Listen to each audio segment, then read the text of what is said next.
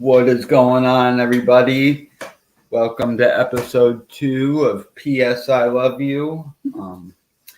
Excited to hop back on the screen. It's been a minute for me to do any videos. It's been about 2 weeks since this last one, so definitely excited to see where tonight goes with my lovely girlfriend, Melanie. How are you today, Melanie? I'm doing good. Are you sure? Yeah, I'm good. Yeah.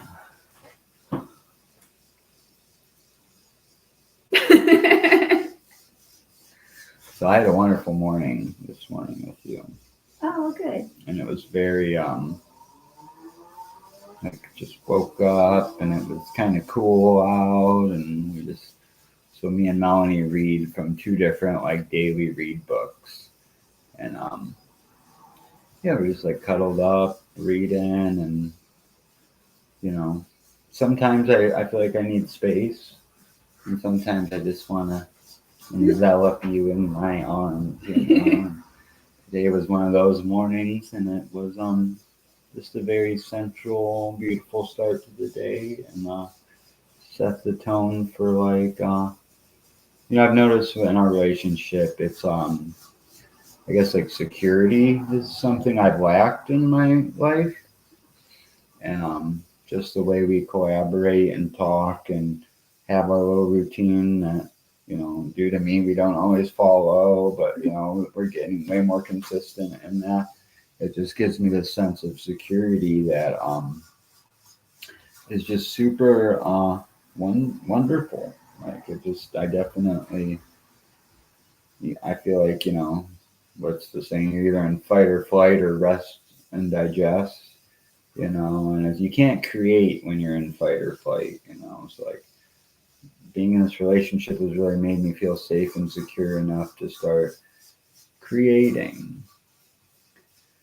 And it's I used to always worry in past relationships of oh, if I do this, it might make my partner mad, or if I don't do this, and I'm so happy in our relationship.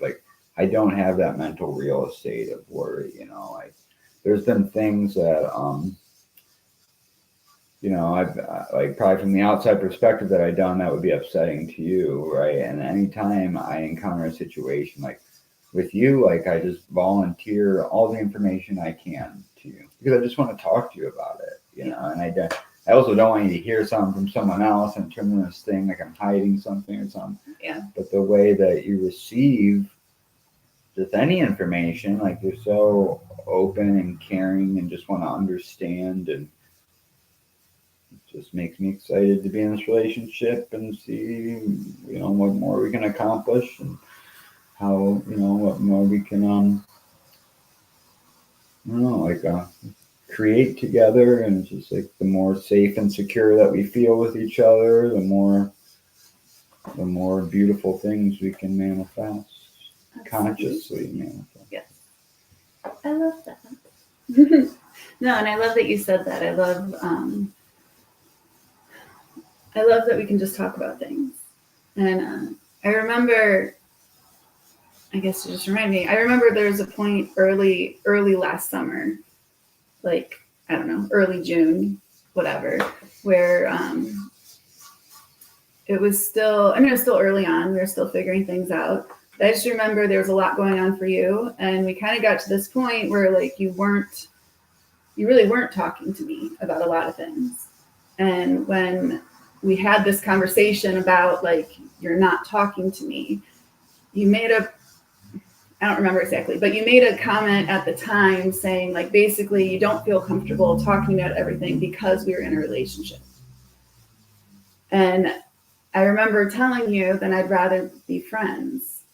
It hurt me that we were friends and that you were really open with me about most things and we could just have these conversations. And then all of a sudden it was because we were together romantically, there was stuff that now you didn't feel comfortable talking to me about. And I just remember at the time thinking my friendship with you was more important. And if we couldn't do that, then I didn't want it. And obviously we worked through that because we're together and you're saying this, which I love. But it's just like, that's so important to me, is just feeling like I do, if we're going to do this, I want to be able to have all the conversations. I don't want there to be stuff that either we're not talking about or we talk about with so much apprehension that it's like tense before the conversation even starts because one or both of us is afraid to even bring it up or to explore a topic or anything. So that's something I really value about our relationship. Yeah, I agree. It's like almost like, well, I think everyone has these preconceived notions of what's okay in a relationship. And like, I guess just from my past experience with other women, like saying certain things would hurt their feelings or they become instantly defensive. So it's like I avoided these conversations to keep the peace in a way, you know. Yeah. But I just love that, like, I'm learning, especially with you, and you're teaching me this. It's like, obviously, people are different, you know, Yeah. and like, so, like, trying to stay present and not bringing my past into it. And we both have, like, mentioned things like, oh, my old partner used to do this, and so this is why I act this way with this. And it's just like, it's just that level of communication breaks down so many fucking barriers and preconceived notions that I didn't even know I held until, you know, the topic was brought up. And Absolutely. Yeah. Yeah, I definitely appreciate that a lot. And there's been a lot recently. It's almost like fun for me. That's a weird way to say it, but it's almost like fun for me when I realize like I'm tense because I'm worried you're going to react in a way that someone else had reacted in the past. And I've just said it out loud. Like, this is making me feel anxious and this is why. Because I know it has nothing to do with you, but then almost like it's that saying it out loud kind of takes the power away. Like I can relax because I've told you out loud, this is what's making me anxious right now. yeah. So it's really a cool cycle. Because I think, I don't know about other people, but my instinct is like when something's making me feel anxious or I'm worried about something, like I want to keep it to myself. Because I'm like, well, if I say it out loud, then I'm making it happen. Then I'm whatever, self-fulfilling prophecy type of thing. But it's actually the complete opposite. Well, and I think that's a lot because of our relationship. Like I'm sure it wouldn't be the opposite with everybody. But we've created this really safe space where I can just be like, this is what's going on in my head right now, just so you know. Because I know, like, it's not like I hide my anxiousness. Like when I'm feeling off, you pick up on it. So it's easier to just be like, this is what's on my mind right now. I think I've seen this book in your room, actually, Daring Greatly. Mm-hmm. I might have gave you that. Yeah. Okay. There's you made me think of this because Brene Brown talks about this. It's like she talks about these thoughts as gremlins, like the movie Gremlins. Yeah. And then it's like, I guess I don't remember the movie, to be honest with you, but if they die in light. Yeah. Right. So it's like bringing this, like putting a name on, like what you said. Mm-hmm. I'm anxious. This is why. Those are gremlins, and it kills it. As soon as you bring it to the light, it kills it. You know. Yeah. But yeah, no, it's definitely a hard. It's way easier now. Like, yeah, and it's beautiful how fast things can change, you know. But yeah, no, that was extremely hard for me to be honest with you in the beginning when I thought it was going to hurt your feelings. Yeah. You know, it's like, I didn't think I lied that much anymore. You know, I'm like, holy shit, if I'm going to hurt someone's feelings, I definitely fucking beat around the bush, you know, and I don't think so as much because of situations that already arise in a relationship and it's been brought to light and it's reaction. Like I remember, and I think you said you didn't like this quote too much, but it's like, your reaction teaches your partner how honest to be with you. Yeah. I heard that, but I agree 100% with that. See, and why I disagree with that is we're all allowed to have our emotions. Like you might be afraid to tell me something because it'll hurt my feelings. So then you say it out loud and it does hurt my feelings. Well, that doesn't mean you shouldn't be honest. I'm allowed to have hurt feelings. Reaction and hurt feelings are two different things. Well, yeah, but sometimes like how I react to my hurt feelings, like it's not okay for me to attack you with it. Like I wouldn't like come at you yelling and swearing because you hurt my feelings. But at the same time, like I go into myself and I don't sleep well and I tend to not eat when I'm upset and that bothers you. But I don't want you to not be honest because it takes me a day or I lose sleep one night because I'm all in my head. Because that's how I react and how I address things sometimes. Not necessarily volunteer. It's not like I plan to stay up or not eat, but like that's how, and those reactions have gotten less over time. Like that, I'll say extreme reaction. But I remember telling you once, I used to be like that all the time. Like the whole not sleeping or not feeling like I could eat or I'm going to throw up. Like I used to be like that all the time. So now it comes and goes, but it's like that makes you uncomfortable when I'm in that space. But that doesn't mean you shouldn't be honest. Like you just have to give me that space to react how I want to react. Like it'd be the same thing. Like if I tell you something and your initial reaction is to get angry, like we talk about everything. So it's not like those initial reactions for either of us stay for long. But if your initial reaction is anger, you have every right to be angry. So that doesn't mean I should not have told you. I agree. So that's where I have a problem with that quote, because you could easily, that seems like a slippery slope to easily be like, well, if I tell her this, she's not going to sleep tonight, not going to eat, and then I'm going to feel bad. So I just won't tell her so she can have a good night's sleep. Yeah, I think that, no, I agree with that. But that quote more or less, like I think about it and it's how it's interpreted, but like, yeah, like if, like you said, you could very well attack me, verbally attack me, physically attack me, whatever, or like in past relationships, I got the cold shoulder, and but it's like, cool, we're upset and we say like, hey, obviously I'm upset. I need some time to process this, but we come back and communicate. Yeah. It's not so. Yeah, the first couple of times I saw, I could physically see you withdrawing into yourself. It like freaked me out, and I actually wanted to push you away, But your ability to, like I love that it takes you time to process, because you really do process it, And when you come back, I feel like you're like doing the inner work. You're thinking about it, you're healing, you're feeling it, and then we come back and it's like, then we can address the situation, and and I can tell that you're doing it, because when I say something that upsets you, when you come back a couple of days later, you're just talking to me. You're not back in those emotions when it's brought back up. You know what I mean? So it's just like, yes. But you have to be okay being uncomfortable with my initial reactions. Because I don't, because that's telling me. But in order to come back to the conversation. So you're allowed to get upset emotions, but if I react to those emotions, you're saying that's not okay. No, going back to the whole, like, in order to keep a space. Like, okay, so because there has been early on, like, I would have my reaction and you would push me away. Yeah. We were able to come back and talk about it, but either of us could have stayed there. But we didn't. Because we chose not to. But how many people do?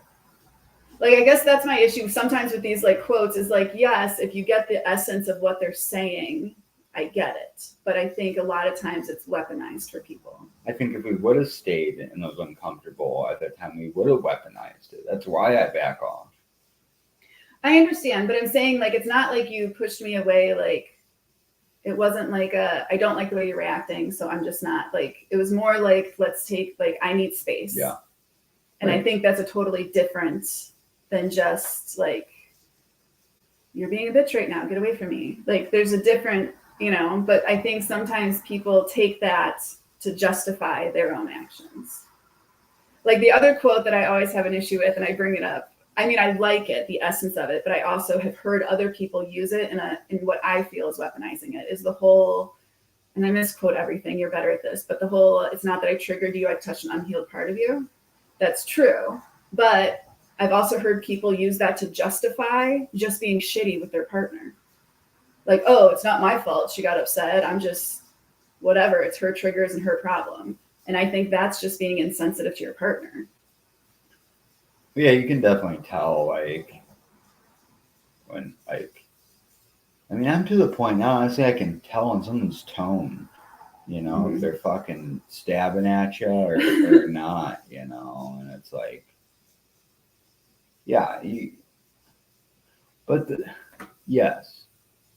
Well, in relationships specifically, yes, but I do also believe, well, like if you have a bond with someone and you take any little stab at them, it hurts. You feel it. Like this is supposed to be your, you know, you guys are supposed to have each other's back 100%. You know, so any little jab, you feel that. But that is the unhealed wound of like betrayal or something. But if some fucking no name on the street says the same shit, I'm not bothered by it.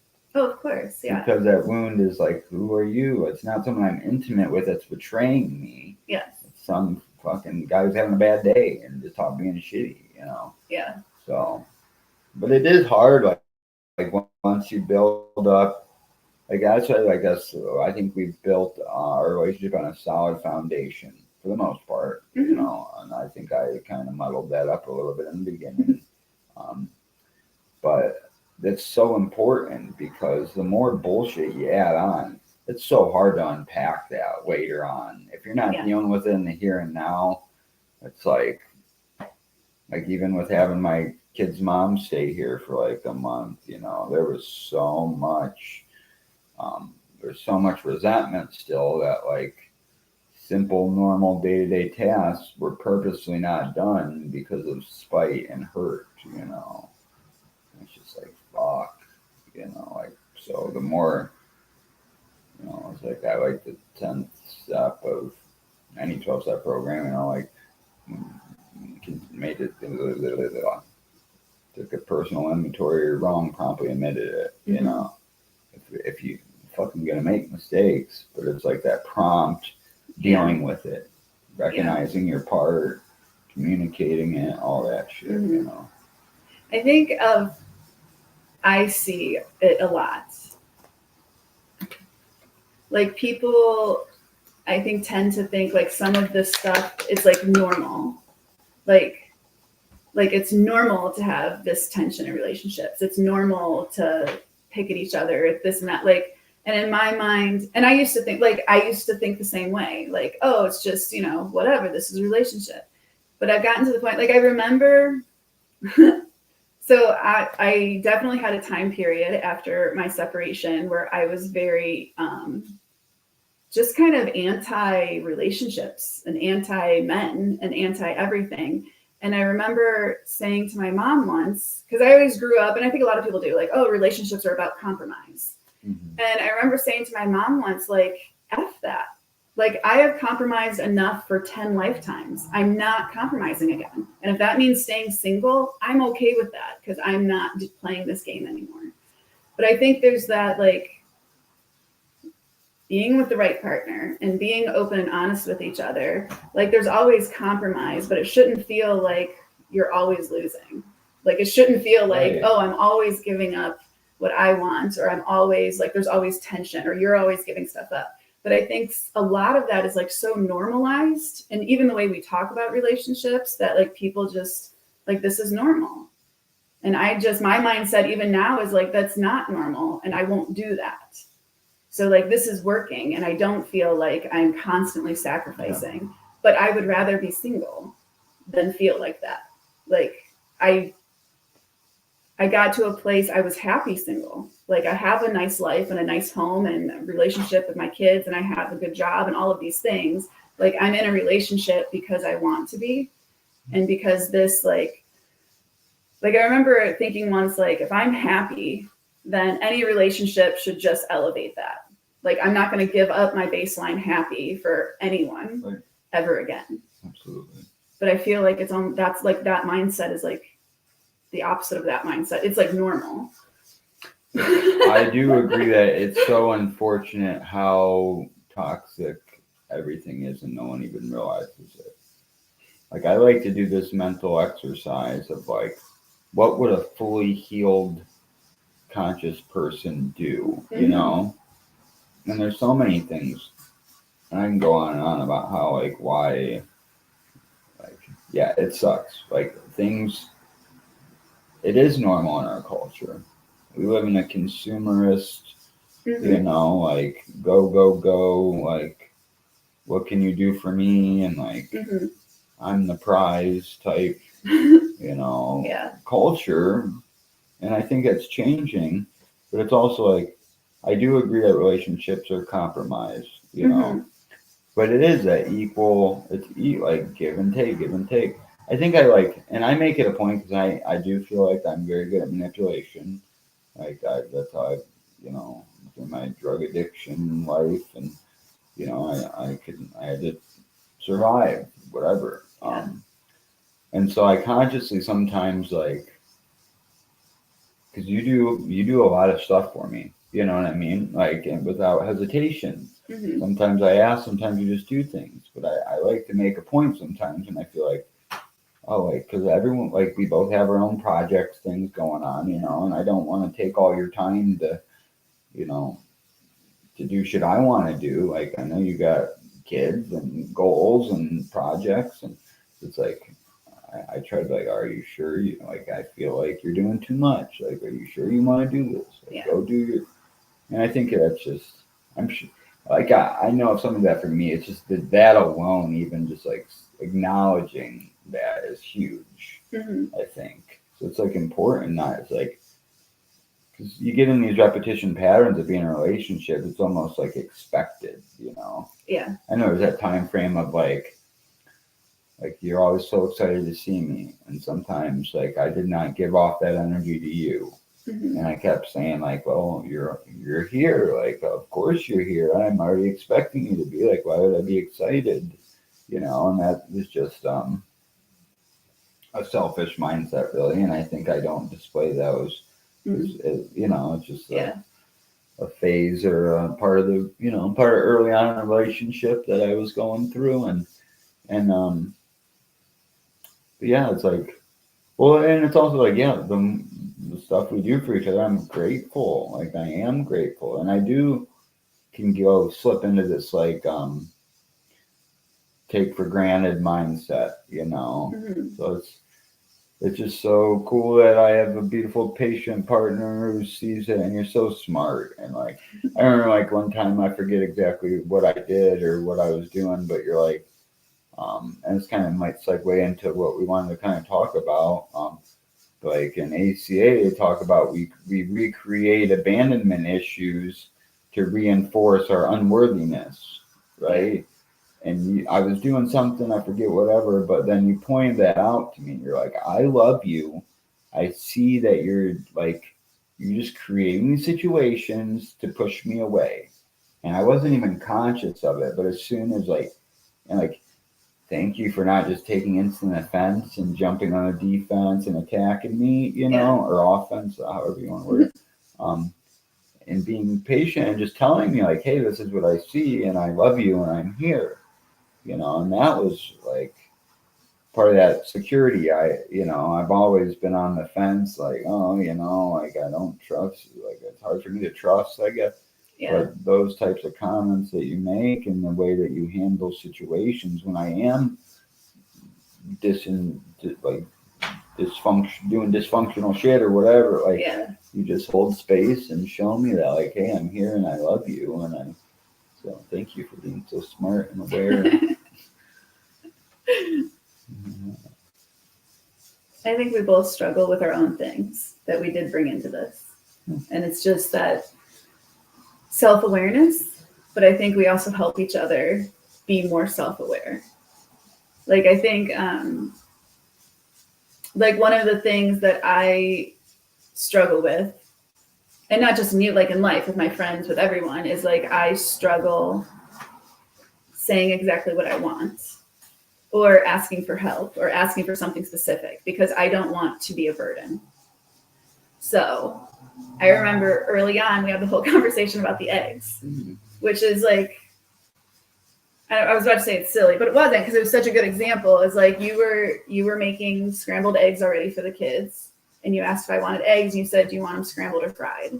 And you knew I liked fried eggs, and I was just like, "Oh, scrambled is fine," because in my mind, you're already making scrambled. I don't want you to have to do something special for me. But then you called it out, like, Now, do I make scrambled because that's what you said, or do I make fried because I know you like fried and I don't know why you just asked for scrambled eggs? And it was this like, then it became this conversation of like, well, why am I not comfortable just saying I want fried eggs? But it goes back to that, which again started way before you, that feeling of like, I'm a burden and I don't want to be a burden. So I just want to make it like being around me to be easy. And it's also that like, well, I like eggs anyway, so I guess it doesn't matter. Like I do like scrambled eggs, but clearly I prefer fried. Like it's just a weird example, but it like illustrated it so well at the time that you like directly asked me, like, why did you just say scrambled? But then it was funny because then you brought it back on yourself also, because then you're like, and why did I ask? Because I know you prefer fried eggs. So then it was just like, I don't know, it just became this kind of cool conversation. Yeah. I want to touch on that too, because it's like when you're in a relationship with someone and you know what they like do you like I should have just made it because I know what you like. Like I purposely did that to encourage you to find your voice, right? Yeah. But but we're all both on a journey of growing. Yes. And not everyone's like that, Absolutely. Yeah. And if I was with a partner who well, you know what, I'm always like trying to help people grow, and that's just my nature, I think. But like if I know they're stuck there, like I wonder, would I make this scrambled or would I fry them, even though they didn't, But I think if you truly love someone and like they like something, even if they're not going to admit it, it's part of like, there's something cute you would do. Is just do it for them, Yeah. But specifically with our situation, that is a great conversation, and it did start this conversation, and like you said, it was a perfect illustration of like, when you love someone, you encourage them to do better, to figure out what they want, and to find your voice. And there's been a couple times, where I know you got something to say, and it eats me up inside if you're not like, yeah. I'm like, it's my job. I feel like to like, you got this, girl. Like, don't be scared. I'm right behind you, but this is your stage, Yeah.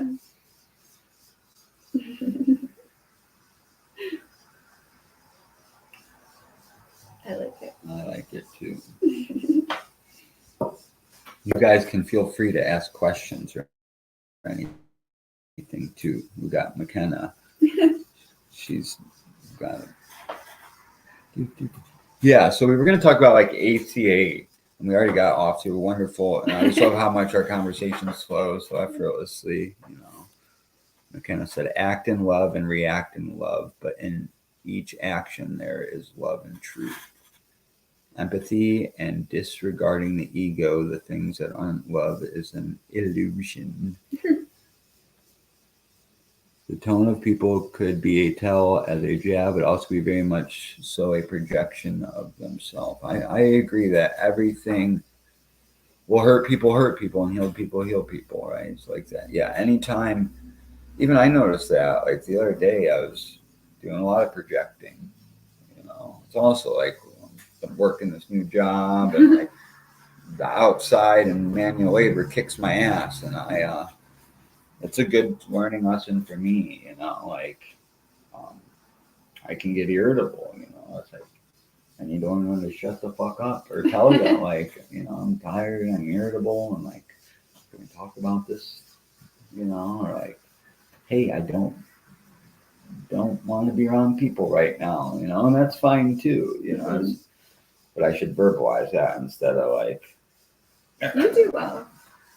I mean, everyone has their moments, but you do well. But it's also that balance of like I know we've had this conversation a few times, because there's a little bit of like, you expect me to be a mind reader. Is like sometimes you don't want to talk and you want space. Like, don't talk at all. But then sometimes you want me to distract you, like talk about something else, but you don't verbalize it ahead of time. Where we've had that conversation. Like the one night when you got into an argument with Chrissy and you were obviously mad, and I went and did some dishes and let you just sit here and stew for a little while. And then I came back and started talking to you. And you made the comment about like, oh, like you can distract me or talk or whatever. And I was just like, no, I was just letting you sit with your feelings for a minute. And then we talked and we started doing stuff and it diffused very quickly. But like, I didn't feel it was my job to like try to pull you out of it right away. Like I just walked away and let you stew in your emotions for a few minutes. It's like one thing, like I have been referring to people not by their name. Mm-hmm. But you refer to her name a lot when you talk about her. The children's mother. Okay. I don't know, but it's not, I don't want to. No, that makes sense. I don't know, but I just, without people's permission, I don't think I should tell stories about them identifying who they are, even though it's probably obvious to. No, that makes sense. Yeah, I don't know. But no, yes. So it is interesting because when I'm upset, well, we feed off each other, right? And when I'm really upset, you kind of get quiet too. You don't want to irritate me more, but then I feel that and I'm like, now I feel I'm more upset because my reaction is causing you a reaction. And then I'm just like, just fucking change the subject, but then I'm looking outside myself to make myself feel better, which is everyone does that in a relationship, which is okay to an extent, but yeah. And then, when I'm frustrated, I put a lot of things on you. Fucking fix me, or don't do this that way, like it's just because I'm fucking irritable, but yeah. McKenna said, I'm babbling because I love the discussion completely, not that I know the situation. I enjoy this type of open communication between two beautiful souls. I love Mel advocating for herself and speaking out in general, not out of hate, but out of growth from the person she has become. I love that. I love that too. So what did you want to talk about ACA? What? I don't know. I mean, obviously last time we talked about it in context of how we met. And I think ACA is an amazing program. And I think it gave me a very solid foundation for my own growth and my own healing. And I've gone in a lot of different directions with it, but I definitely feel that gave me the foundation that let me explore other things. And it's one of those things like, I don't think a lot of people know about it or understand what it is. So I thought it would be good to kind of talk about it a little more. And I was wondering, like, what made you, because I don't think I've ever asked you, but like, what made you start going? Well, in ACA, they refer to it as your ACA bottom. Mm-hmm. So I guess always some groundwork a little bit, right? Like, I think we had established that 2 weeks ago or whatever. ACA is adult children of alcoholics / dysfunctional families. And for those of you who don't know, I've been in 12-step programs, which ACA is, and also AA, right? So it's like ACA was built off Alateen when the teens grew up and they needed a place to go. So it's basically a program of identifying different kind of character defects or shortcomings that are coping mechanisms that one's raised with, being raised in a dysfunctional home, right? If you're being raised by people who don't know how to deal with their shit, you learn how to not deal with your shit also. So then you got to learn how to deal with your shit, which involves unlearning, right? It's basically a program of reprogramming your consciousness or your being, however you want to word it. But my ACA bottom was, I was living here. I have 2 children. I was with my kid's mom. I had my so-called friend staying with me, the one that had this whole situation. Mm-hmm. And then my mom had just lost her place, and she was staying with me. And I was the only one working, right? Like, I didn't mind that my baby mom wasn't. The babies were little. you know. But I come home, it's like I was just I like so one of the ACA things talks about like the people pleasing mentality, right? Like so I'm just like give and make sure everyone else is happy while I'm fucking miserable, right? Um, and so that was had to been like what like late or mid 2019 maybe I started going because well 2018 on Christmas, this is prior, is when I found I did LSD for the first time in a long time, and it was blew me wide open on I it showed me all these thought patterns that were detrimental to me, and all these things I was doing that were detrimental to me. So I went on a little journey with LSD. I abused it, but I was doing it because I'm like, oh, this is. I was just so fascinated by what it was revealing to me that I kept doing it, and I was like doing it a lot, not a lot of it, but I did it for like 2 weeks in a row, like every day, and I could feel it was like starting to like fuck with me a little bit. Um, and you know, my mom, God love her, but she's like a nitpicker kind of, and just dumb shit that doesn't matter. I feel like I don't know what happened. One day I was standing outside of my driveway talking to my mom, you know, and it's like basically I felt like, who the fuck are you to say anything? I'm letting you live in my house. You're fucking however old you are, and I have to take care of you. I'm taking care of 2 babies, and you know, like, and I said, I looked at her and I saw myself as this a young Patrick hiding in his closet, like barricading my door shut, hiding in my closet. I was raised in an alcoholic home. I was just scared, protecting myself. And I realized, holy shit, I'm living my life like I'm this scared kid in the closet. You know, I was operating out of fear completely. And I was I feel like my psyche was like breaking, and I just got so mad, and I actually I ripped my shirt off in front of my mom, like, you have no idea what the fuck you did to me, bitch. And I just started punching. I have a brick driveway. And I started fucking punching. I'm like, fuck you, God. Fuck. And I got like a couple times, and then like I felt the sunlight of the spirit shine in. You know, it was the first time in a long time where I communicated with what I perceive to be all that is, right? Like I opened up that direct line of communication, even though I was saying fuck you. It like my higher power doesn't. It's like, hey, finally, you know, fuck you too, you know. I don't know, but so that was and I was familiar with the organization that housed that meeting a little bit, so I don't know how I heard about it or whatever, but I'm like, I got to do something. Like it was my ACA, but it was me realizing that I'm an adult child. I'm operating out of a childlike mind, of a fear mindset of like, so that was like, and then I started going and like they have the laundry list, it's called, and there's like 28 actually traits. You can either go on either side of the spectrum of these traits, you know. And I read the laundry list, and the like not the there's a laundry list, and on the flip side, I identified pretty much the whole laundry list.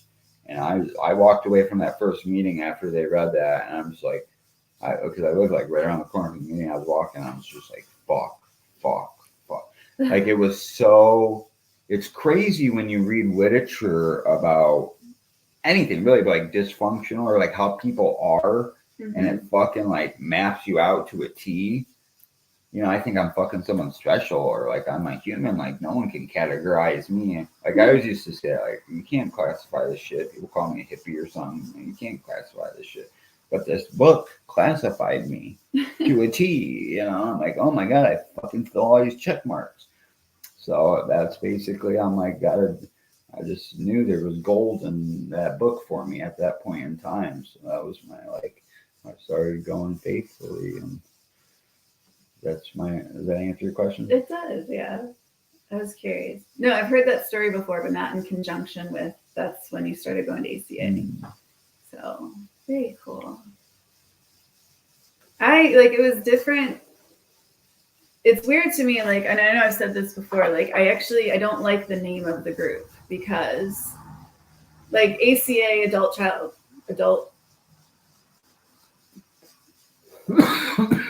So, okay. So the full name, I'm trying to organize my thoughts, is Adult Child of Alcoholic and Dysfunctional Families. But then it's shortened to ACA, Adult Children of Alcoholics. And, like, I had known it existed, but I never thought I belonged there because I really didn't see myself as the adult child of an alcoholic because my dad got sober when I was a baby. So it was like I never saw my dad drunk. So how can I like I don't belong here? Like, you know, like people who grew up in active alcoholic homes experienced things way different than what I did. So I felt like I wasn't like qualified, like I just had issues, you know. And it was also growing up, it was a frequent, like I always grew up with the knowledge, I guess, because it was brought up, I don't want to say regularly, but it was consistent. The idea of, you know, when you're the child of an alcoholic, you're more likely to become an alcoholic. But it was presented in this like almost like luck of the draw type of way. Like you don't know who's going to be the alcoholic and who's not. And there's 5 of us. So statistically, like, you know, like that's how it was kind of presented. So it wasn't like I never really looked at it's the dysfunction that breeds the alcoholism. It's the dysfunction. And I like the ACA because it talks about what they call para-alcoholism. Like you can take on the traits without being an alcoholic. So I kind of saw myself as like, well, I didn't become an alcoholic, so clearly I'm okay. Like I made it because I had an alcoholic parent and I didn't become one. And that was like the like standard of success for like I made it type of thing, my mentality. But like it's never like I never grew up hearing the connections of like workaholism, codependency, like all of the other things that people take on out of dysfunction. Like just because I didn't become an alcoholic clearly didn't mean I wasn't affected. So for me, it was like I got to this point in my life where I was completely unhappy. I was very depressed and anxious. I was suicidal. I felt like I was frantically trying to hold my marriage together because it was falling apart, but letting it fall apart would have been the ultimate failure in life. And I couldn't figure out how I got to this point. Like I couldn't figure out what was wrong with me. And I still didn't connect it to that. And a coworker kept like leaving the laundry list like in places around the office and on my desk. And I read it and I immediately like recognized like I am everything on this list, but I still felt like I don't belong there. Because it's not like I almost said like it's not fair. Like, well, my dad got sober when I was little, so I should be okay. Like I should be fine because I didn't grow up with alcohol in the home type of mentality. And then even when I started going, it took me a little while to feel like I belonged there, even though I fully identified with the laundry list. But when I first started going, it was a really new group. I started going, I think it had only been meeting for about 2 months when I started. And everyone else going at the time was also in other 12-step meetings. So it almost like reinforced that mindset of mine of like, well, I didn't become an alcoholic, so I should be okay. I just need to like figure my shit out. So it took me, I mean, I definitely saw the value in it, but it definitely took me a while to feel like I belong here also. Yeah, it's such a journey to come out of denial, isn't it? Like the mind is so powerful on how it protects the psyche, you know, and I think it's needed and it's there, it does that for a reason. But like, yeah, dude, like even like communicate, like that was the place where, and that's why when I went there, I'm like, this is the safest place I've ever been, right? Like, and you need to cultivate that safety in order to unpack shit, right? And what a blessing that is, because it's like I was starting to like communicate about these things I experienced as a kid, you know, like growing up in an alcoholic home. And I did grow up in an alcoholic home, you know, there was straight drug use and alcoholism in front of my face. But I do love, the thing I love about like ACA is like it taught, like there's many manifestations of alcoholism or dysfunction, right? And I think just drug abuse or alcohol, fucking hate it, dude. Like alcohol is a drug. I'm just going to say drugs, right? If there is substance abuse, that's kind of like more farther on the dysfunctional spectrum, I think. Mm-hmm. If you're escaping every day with chemical alteration, right? But then there's sex addiction, there's gambling, there's pornography, which I guess could be there's, like you said, workaholism. Like I'm looking back and like my mom, she struggles with her alcoholism. Her brother was a workaholic and collected things. There's hoarding in there. There's, even I noticed like as I got on my sober journey and continued, it's basically lessening my addictions for a while. I went from drugs to sex to scratch off tickets to shopping, and then I noticed myself like, oh cool, now I have goals and aspirations now. But now I'm avoiding by going out, doing things, like just hanging out with people that I don't really like, which is great to go have fun. Yeah. But like I'm going out because I'm avoiding my responsibilities. That's dysfunctional. Yeah. Like there's so many little things that once you like, I guess like once you're on the healing journey, you start to identify like anything that's distracting me from my goals is a form of like I've heard this talked about, like I'm going to use the word self-sabotage, and I want to break that down for a second. It's like I've heard people say this and I agree with it. I don't think self-sabotage is really a real thing. It's our survival mechanisms that helped us in the past that no longer serve us, right? That's all self-sabotage is.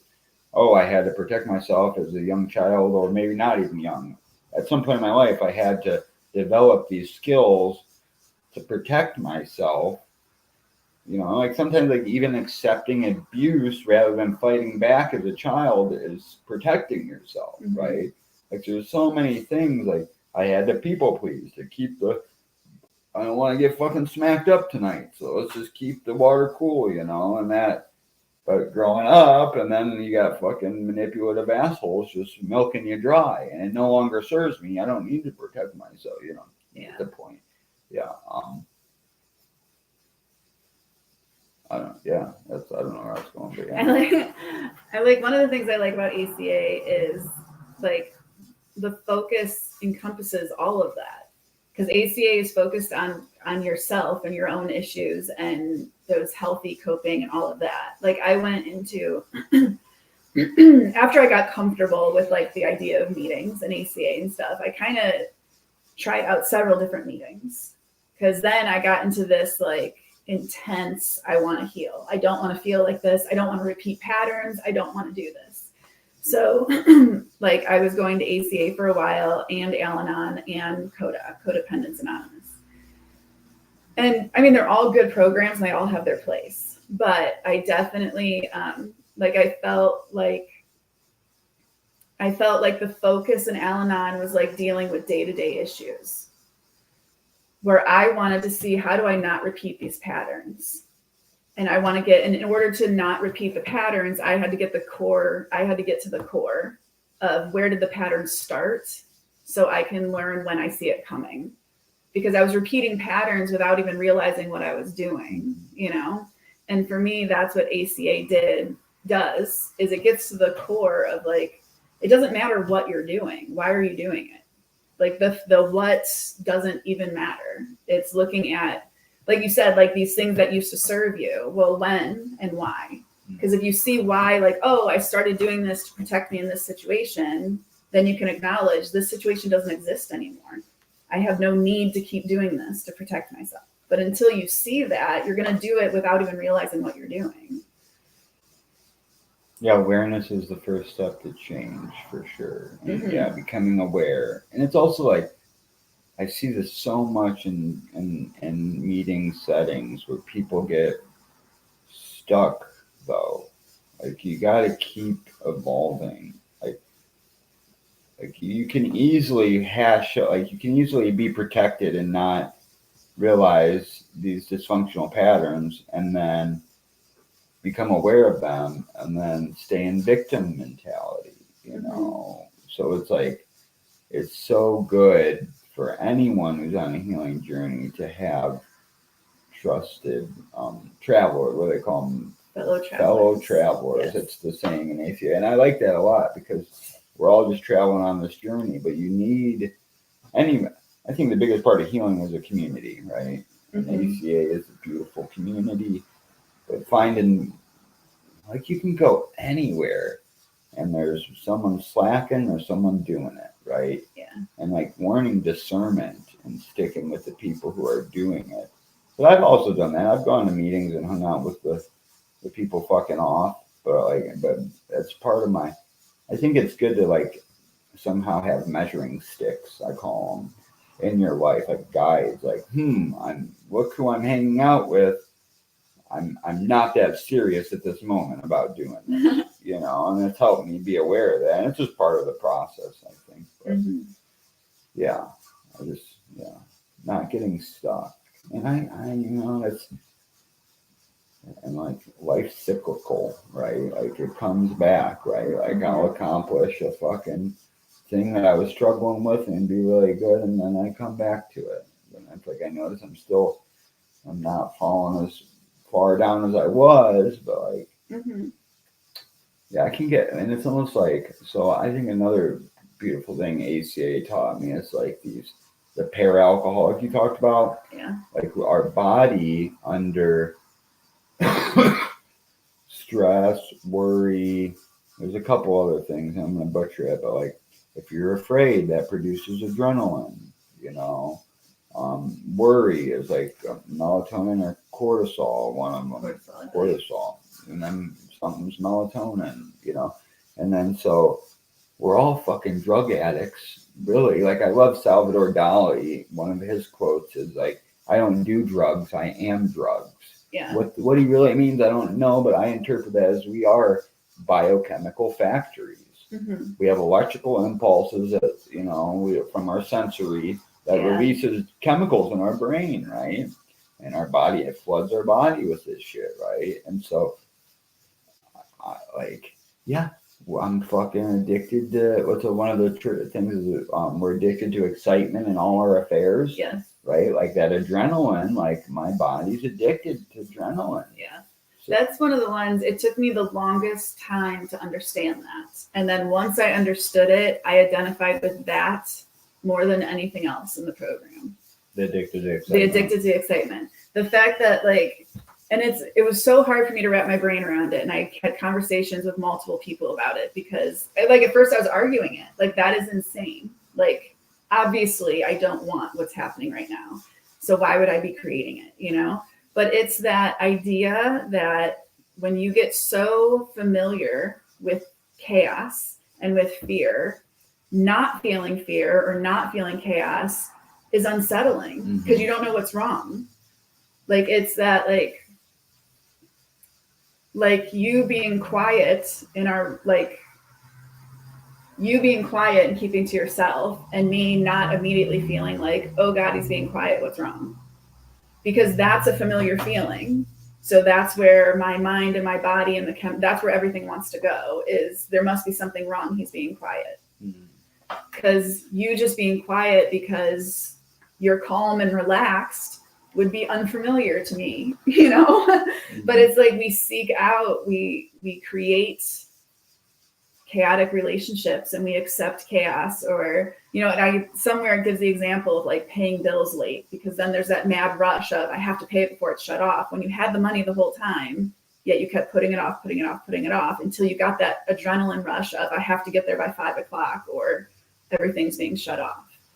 It's like when you don't feel that chaos or that fear, you don't know what to do with yourself because you're not used to calm. Your body doesn't know how to react in a calm situation yet. And you have to give yourself time of feeling calm for that to start feeling normal. But I think it's that window of it doesn't feel okay, but you have to give yourself time that people don't give themselves enough time. Like I think that's where, like in ACA, they talk about the ACA relapse, which is also another hard one to understand because it's not as simple as drinking. Like, obviously, if you're not drinking and then you drink, we call that a relapse. But really, it goes back to the emotions and the feel, like what was happening. Like, you took that drink for a reason. That was the relapse. The drink was like the consequence of it, you know? They call that lapse and relapse. Lapse and relapse? Or like the lapse. Oh, God. The lapse is you already relapsed. Yeah, you had a mental lapse. Yeah. Actual action. But in ACA, it's harder to identify those because there's no big action to like tell you you've crossed that line. Yeah, say I got a bill due and I have the exact money of the bill, but like I stopped at the gas station and buy a lottery ticket. But I know I should pay a bill. You know, that in itself is dysfunctional behavior. I got something tiny and it's like not a big deal really, but if you go back to the mental exercise, like a fully healed human, they would make sure all their ducks are in a row before they spend anything on outside shit that, you know, so there's, like you said, that, so that could, you know. Yeah. And I think it's in that window that people do that. Like, I have the money in the bank. Like,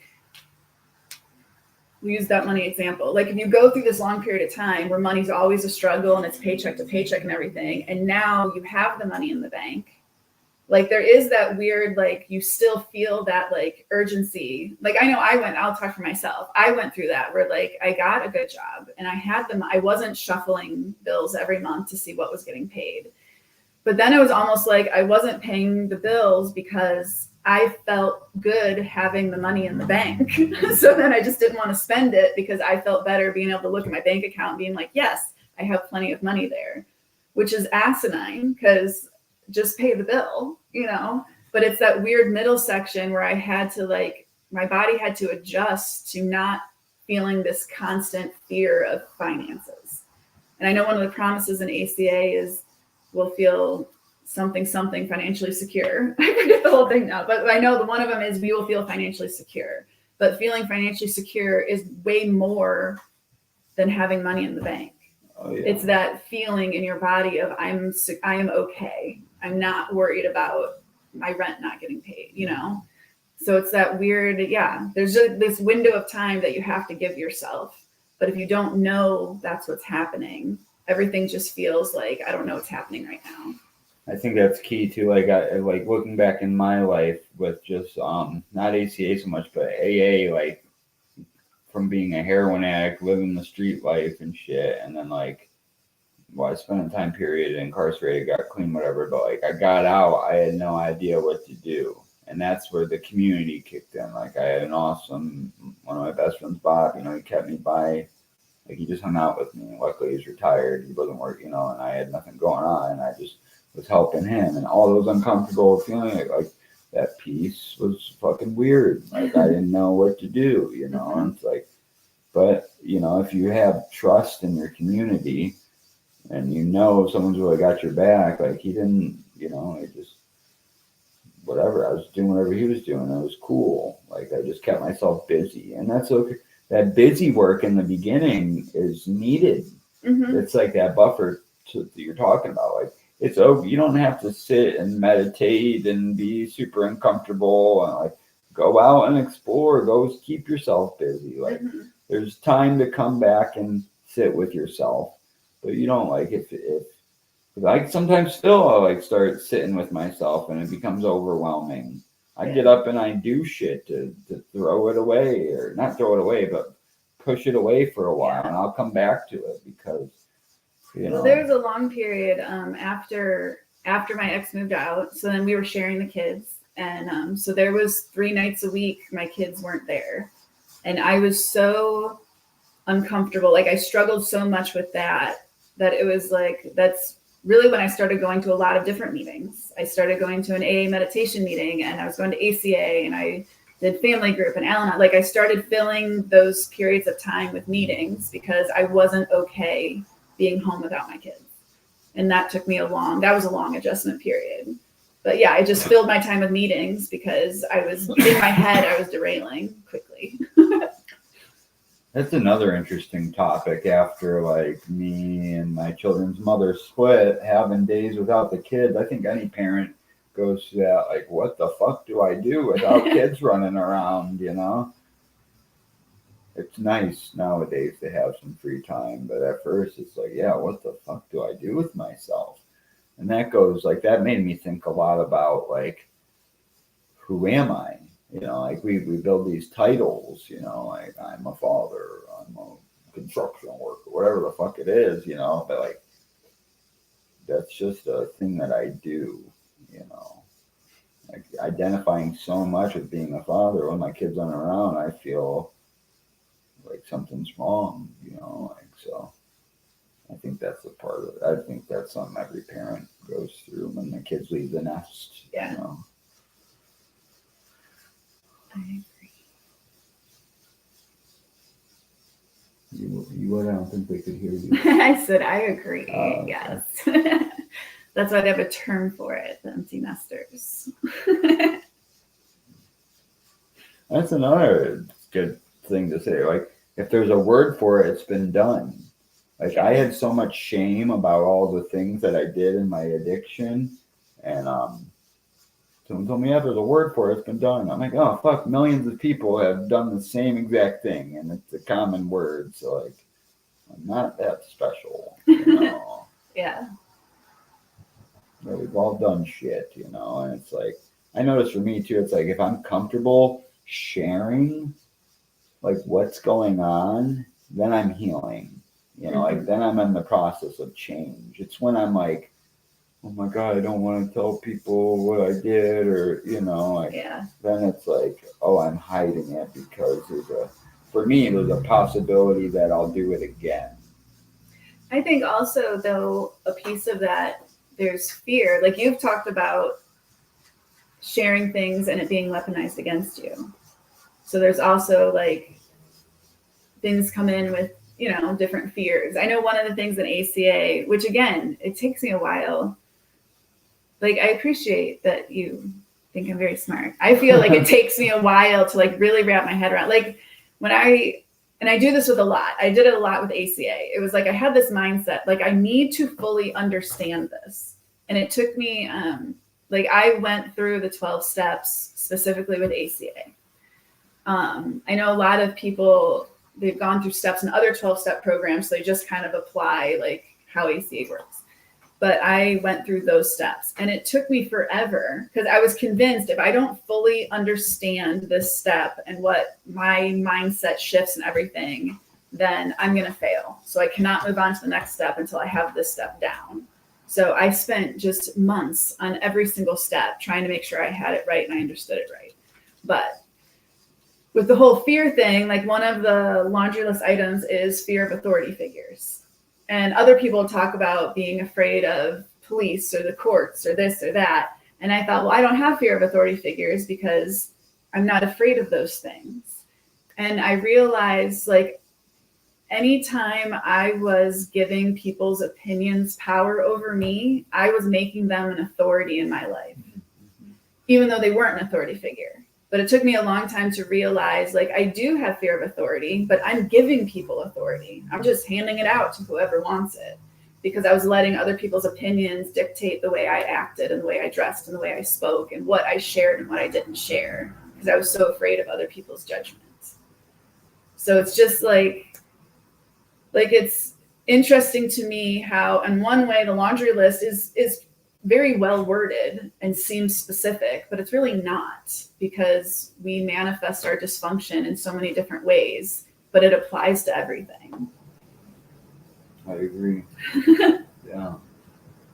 It's interesting. Yeah, I tend to do that still with, like, giving people authority. I like to say, like, I don't give a fuck what people think, but I think everyone does to an extent.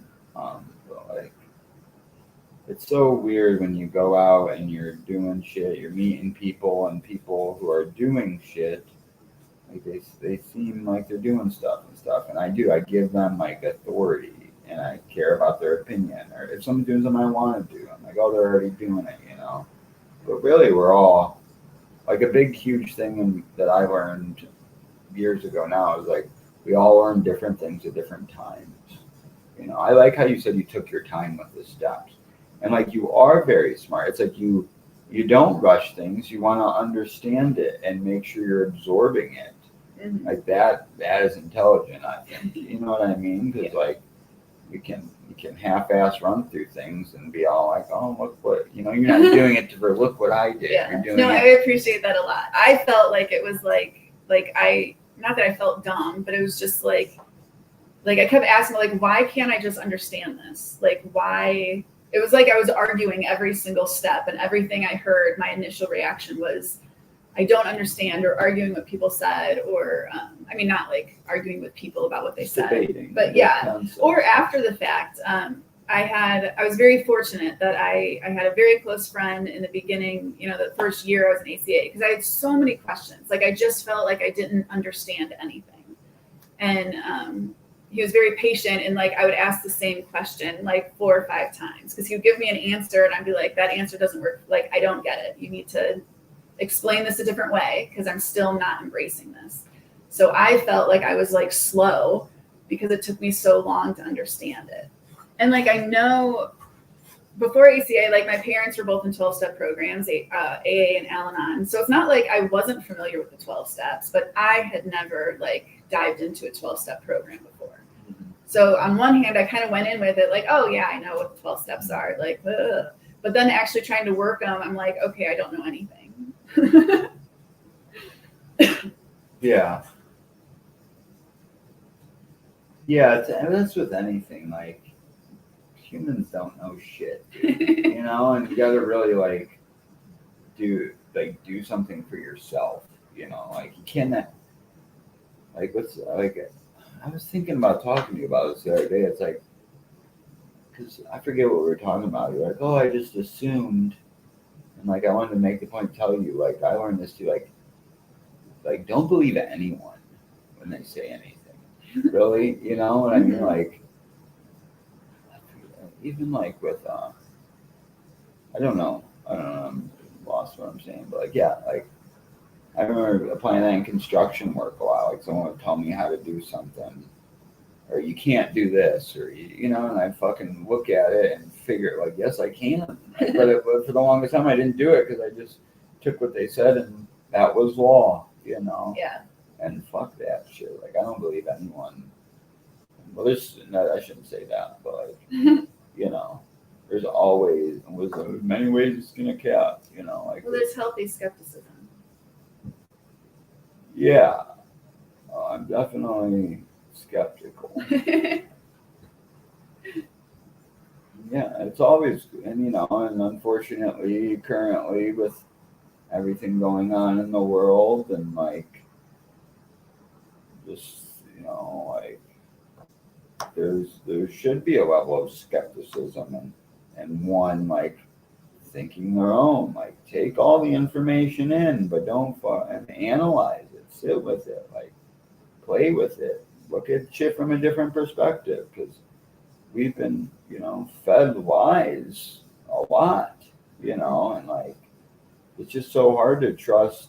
Well, like, yeah, I've always had authority issues from being a criminal, and from being in a abusive upbringing, like your parents are your ultimate authority when you're a kid, and if that trust is skewed, then of course you're going to have an authority issue, but yeah, I have extreme authority issues still to this day, and not that like I see a cop and I'm scared or something, but like I've been in situations where cops abuse their power, and on like a grander scale, like yeah, we're being lied to about a lot of things, or like I was prescribed Adderall at a young age, like they fucking gave a kid an amphetamine and wonder like grow up in a dysfunctional home and give someone fucking drugs as an adolescent. Like, the fuck did you expect me to do? It's just insane. Like, so I'm very skeptical about everything, and that's what's my line I say a lot? Contempt prior to investigation. That's fucking ignorance. Yeah. Like I don't know where I was going with that, but like, yeah, like I just try not to make rash judgments, and like I'm open. I try to be open-minded, and that's like in AA. That's how honesty, open-mindedness, and willingness. That's all you need to change. You don't need to fucking jump on the bandwagon, subscribe to everything. You know, it's okay to listen. Just be fun. Rigorous honesty. Like, and we talked about that at the beginning. You know. Yeah. I used to have this like cover photo on my Facebook, and it says, "Speak the truth even if your voice is shaking." And I think that's how you live in the sunlight of the spirit. You know, like I can be on drugs or doing something that I know is detrimental, but if I'm honest and just and living in my truth, I still feel the presence of my creator. You know, I think the only thing that really truly cuts me off is when I'm lying. I get that. I don't even, it's crazy. Well, and there's that like whole, and we've talked about this, like you can know you're doing something that's not good for you and be very honest about it. And that doesn't mean you're ready to stop. And that's not, I mean, if you're hurting people, like obviously that's a different situation. But like if you're not ready to stop, but you're being honest with yourself, like you'll be ready. Like I remember you saying once, and I don't remember exactly, but like it's not so much like the addiction, but it's your conflict with it. And I don't remember exactly how you said it, but like when you're ready to stop, you will. Like, it's not like you're justifying or making excuses or anything. Like, you're very honest with yourself about where your shortfalls are still. You're just not ready to make that change. And I think everybody has those things in their life that they know they should be doing differently or better, but they're not, for whatever reason, they're not ready to make that change. It's when you're living, I think it's when you're in denial about it, that you're justifying. Like you might not think you're lying, but you're justifying and you're mitigating and you're downplaying and you're doing all those things to make it okay, because on some level you know it's not, but you're holding on to that denial. Yeah, no, I agree. It goes back to the concept of like, if you think you're an alcoholic, or if you're like, if you're questioning anything, you're probably already fucked. You know, if you're like consciously battling yourself about something, there's a problem right there. Yeah. You know. Yeah, I think sometimes people get like, and again, I feel it's trying to reinforce that denial or justifying. But it's like if you need to know too many details about the definition, like what exactly is an alcoholic? You know, like you're trying to make sure you don't, like if this is the line of alcoholism and you're not quite there, then you're okay, you know? And that can apply to anything. Like alcohol is such an easy example just because, but we can apply that to anything. Like if you know you're off, go ahead. You had a thought. Yeah, well, it just goes back to like how I mentioned earlier. You said like alcohol is such an easy example. That's how fucking toxic our culture is. Yeah. You know, that alcoholism is a fucking common household word that everyone knows someone who's addicted to drugs and is alcoholic and is, you know, fucked up a Christmas or, you know, and it's like, I was at a funeral for a family member and I was talking to my cousin about this, and it's just, they were an alcoholic, you know, and a lot of the stories that was kind of like a celebration of life. And it was all communicated like how they got sober before they passed and all this. And it was great. But like, I'm thinking to myself, like, fuck, dude, our family's so dysfunctional that like, you know, it's not like, look at all these great alkaloids and kudos to you for accomplishing all this shit. It's like, wow, you stopped being a fuck up, you know, which is great. Yeah. But it's like, God, the level of dysfunction that just runs so rampant is like, yeah.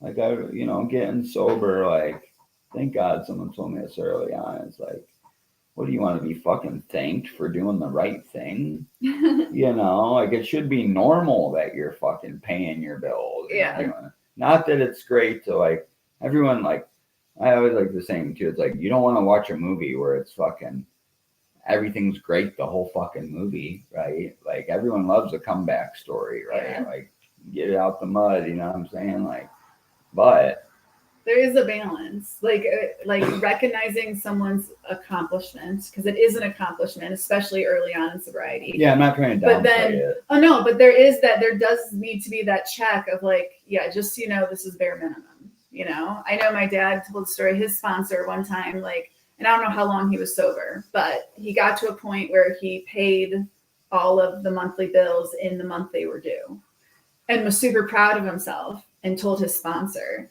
And his sponsor like immediately like deflated any ego attached to this, because he was like, yeah, that's what you're supposed to do. Mhm. But you know, it's that like, I think when you said about how you have to like keep growing, like I think having those people to point out like, good job, but this is like adulthood. Yeah, I think it's important. I agree. Yeah, community's everything. Yeah. One of my dad's things he would say to people, because he just had things he would say, but when it was that kind of situation, his response would always be like, oh, do you want a medal or a chest to pin it on? And that was like his like ego deflation thing that he would say, that, I don't know, it always cracked me up. Yeah. That goes to like, yeah, know your people too. There's no cookie cutter fucking answer. You can't be sarcastic and to everyone, you know.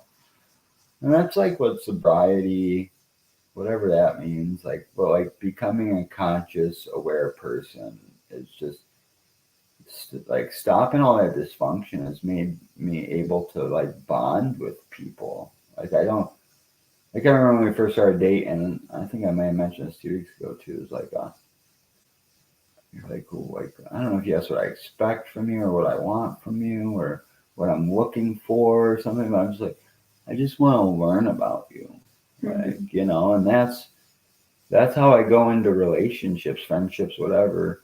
Is like, yeah, I just want to learn about this person because people are so fucking interesting and cool, and like I get high off interactions with people. Like, Yeah. I get a kick out of getting to know someone, having a laugh, you know, seeing how people tick, you know, and that's what like if you're kind of, yeah, it's just becoming present and rest and digest. Like you're able to like see people and get to know them, and like that's like all this fucking shit don't matter really, you know. It's the bonds and level of trust and intimacy you can create with someone. That's what like that's what spirituality is to me, basically. It's like, Yeah, I like, nice.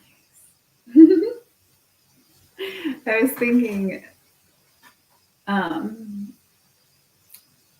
like, I guess I was thinking this example popped into my mind. Going back to, like, as soon as I said, like, alcohol is an easy example, it made me think, like I guess my point earlier, like, one of the things I love about ACA is that it covers all these things. And, like, growing up, it was the big scary thing was becoming an alcoholic. But there's all these other things that we became. And I remember because I kind of got myself in the same situation. So growing up when I was young, I'm the youngest of 5, and my siblings are much older than me. So my mom, in her own period of stuff going on when my dad was drinking, she sought outside validation in the form of she would volunteer for absolutely everything. And she never said no to anyone because she needed that, she was needed. And everyone told her what a great job she was doing. And, you know, she got recognized at volunteer brunches and all of that stuff. And it was like things were so hard at home, and my dad was doing his drinking and his thing, and things were falling apart. And she felt like she was constantly holding things together and got no recognition for that. Like she needed that validation. Well, when I was young, so that turned into, she was the scout leader and the coach and the cookie mom and the room mom and all of those things. And she was exhausted. And I'm sure there's parts of it she enjoyed, but overall she didn't, because she felt obligated doing all of these things. So then fast forward to me growing up, she absolutely refused to be Girl Scout leader, cookie mom, room mom. And she'd always say, I did my time. I'm not. And she said no to everyone. as a kid, I did not take this well. Because I'm like, well, you did everything for my siblings, and you know, she was at everything. My mom was always physically there, but she never took on these roles. And it wasn't until I was an adult doing it myself, not saying no, volunteering to everything because I liked the feeling of being appreciated, that I realized her being able to say no, I don't want to be a Girl Scout leader again, I don't want to be a cookie mom, was huge for her. Yeah. But it took me, you know, in my 30s to be able to look back and appreciate what my mom was doing at the time, you know. But it's just those things, like that inability to say no, the constant, that I think the need for validation causes people to have all sorts of dysfunctional behaviors. Like that need for appreciation, or that it all goes back to the people pleasing, I think, but it comes in so many different forms. I'm gonna let you entertain him for a little bit. I have to pee. Should I put up a little sign? I have to pee. If you want.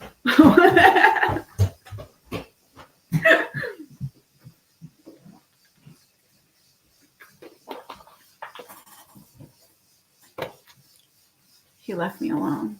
Oh, my mouse isn't working. Hang on. Oh, good. Kate. Oh, little handsome heart. Hi, Kate.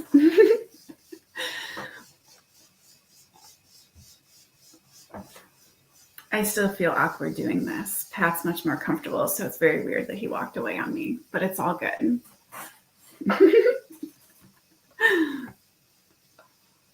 I just wanted to talk about ACA tonight because I don't think a lot of people realize what it is, and I think it can help everyone, whatever your dysfunctional behavior is or whatever you're struggling with. I just think the foundation of it can help anyone. I can't see. I can't see what these emojis are. Click on them. Oh. I did. Kate. I don't know, it's a hand waving or high five or something. Hi. Hello. Yeah. I didn't get a chance to say hi to you earlier today.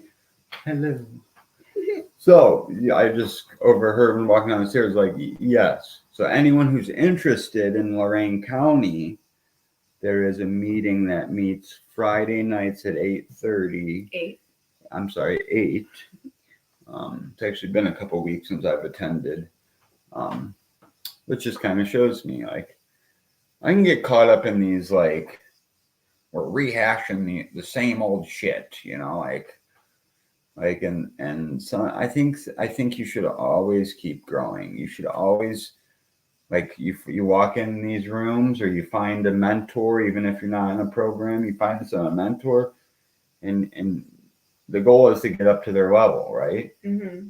And I am a firm believer, if you're both simultaneously growing, you build a friendship and you guys can grow together.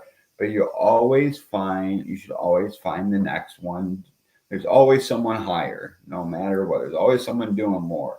Mm-hmm. And you got to stay on that growth. And I think that's the same for 12-step programs. And it just might be finding a different meeting where people are doing more. So, like, I don't think totally abandoning of something is beneficial. It could be in certain circumstances, but. So it's been interesting recently because the groups can change and evolve as a group, which is a beautiful thing. So the groups kind of evolved recently. So we have some young people coming. Some of them are not even adult children. They're children.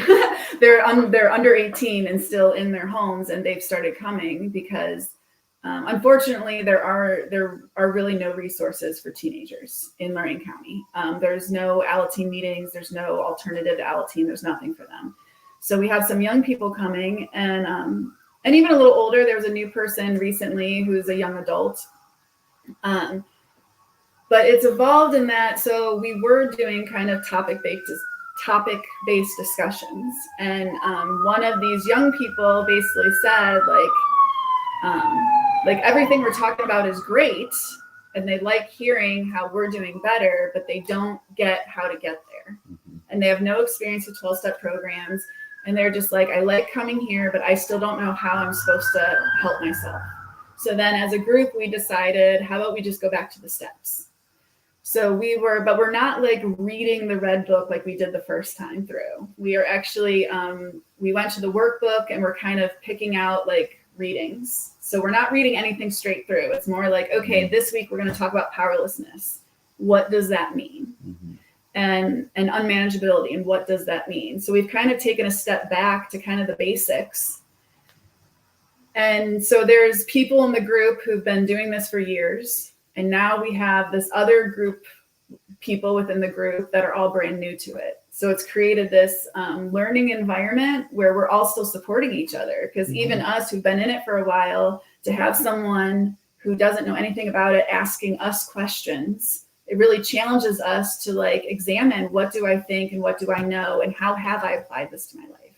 Like the one week we were talking about anger, and we all kind of shared and how we've dealt with anger and different things that made us angry, and like there's the whole topic. And then one of the young people said, yeah, I get it, but how? Like I am so angry right now, and they don't feel safe expressing anger in their home, so they're just bottling it up. And it was literally like, okay, great. I love what all you guys are saying. I need to know what to do right now because I feel like I could explode. And that changed the whole conversation to healthy coping strategies for right now and what's a good way to express anger. And it's been interesting. The last few weeks have been interesting because there's definitely been kind of a shift in the conversations. Because there was like, and I think this can happen with any group, but there did seem to be a period of time where it was kind of a rehashing and like, oh, I just don't want to talk about this again, and let's figure something else out. And so it's been very interesting. And I think the highest form of learning is teaching. Like it's so great when you find, I don't know what you call it, an apprentice in a way, or you become a mentor, or you learn so much about it. Like you said, you start thinking, oh, how did I handle that situation?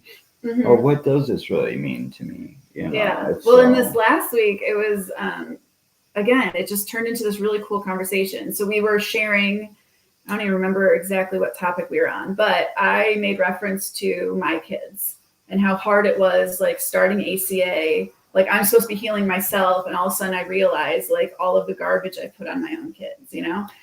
And this new person was there, and that kind of turned the whole conversation because he was like, well, like since you brought it up, like he shared that he's now expecting his first child, and he is terrified that he's gonna give all of this dysfunction to his child that's not even born yet, and he's already like got himself worked up about it.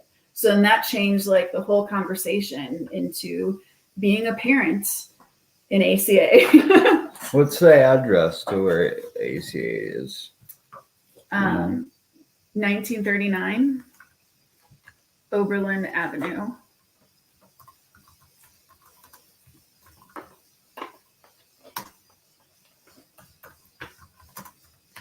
Keep talking.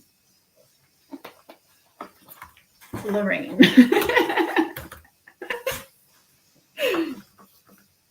9 p.m., right?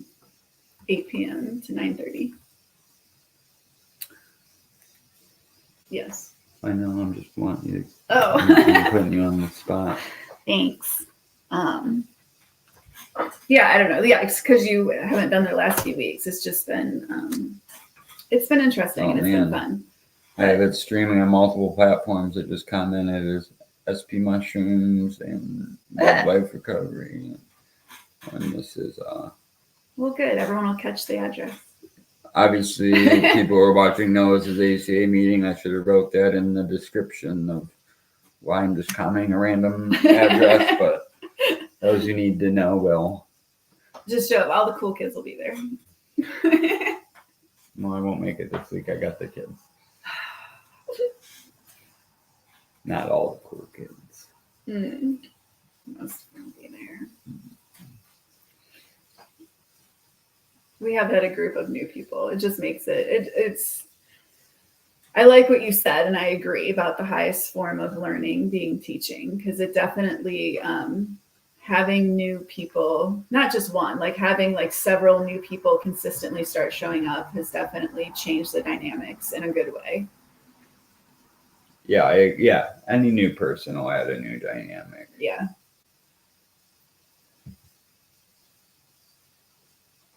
Yeah, I want to, I mean, we can keep talking, doing whatever, but I think before we end, we should read the daily ACA reading and we can talk about that. Awesome. I like it. I was just thinking, like, and then we can read it. But one of the nice things too, like, it's a small group. I think I mean, I don't know what considered small or large. I think the largest it's really been has been like 20, 25 people.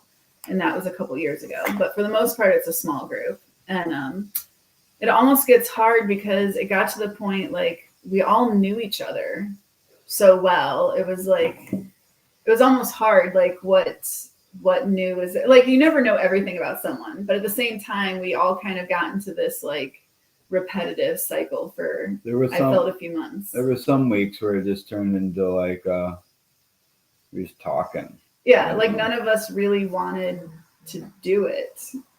Yeah, it just turned into a BS and conversation about our week. Yeah. Which is, you know, it's groups are super interesting in itself. Because it does change, like the one person will change the dynamic. Mm-hmm. But groups, they learn and they grow, they get off topic, you learn how to get back on, or they crumble, or whatever, you know, and people assume roles, and it's, you know, it's just very cool to watch, like, with the, you know, it's like sociology in a way, like different group dynamics. It's pretty interesting to think about in that way. It was interesting. A few years ago, someone started coming who was definitely negatively impacting the group as a whole.